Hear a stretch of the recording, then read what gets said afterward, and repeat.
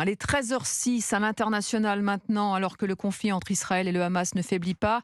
Le ministre américain de la Défense a annoncé la formation en mer Rouge d'une coalition de 10 pays afin de faire face aux attaques des Houthis contre les navires, obligeant de nombreux porte-conteneurs à contourner la zone.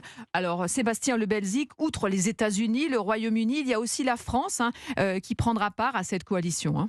Oui, et dès ce matin, le ministère de la Défense a tenu à Paris une première réunion afin d'organiser les opérations dans cette zone de la mer Rouge où transite 40% du commerce mondial, une zone stratégique et menacée par les rebelles yéménites, les Houthis, qui d'ailleurs ce matin ont prévenu qu'ils allaient continuer leurs attaques sur les bateaux qui transitent entre la Méditerranée et l'océan Indien.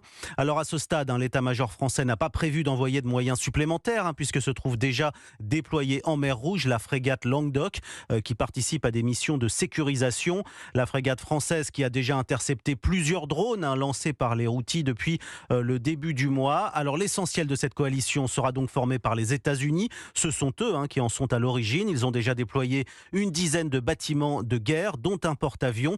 La coalition appelée Prosperity Guardian a d'abord pour objectif de sécuriser le transport maritime, mais aussi de tenir à distance l'Iran qui soutient les mouvements terroristes dans la région et qui a mis en garde les pays participant à cette coalition. Merci pour ces précisions, Sébastien Le Belzic, pour Europe.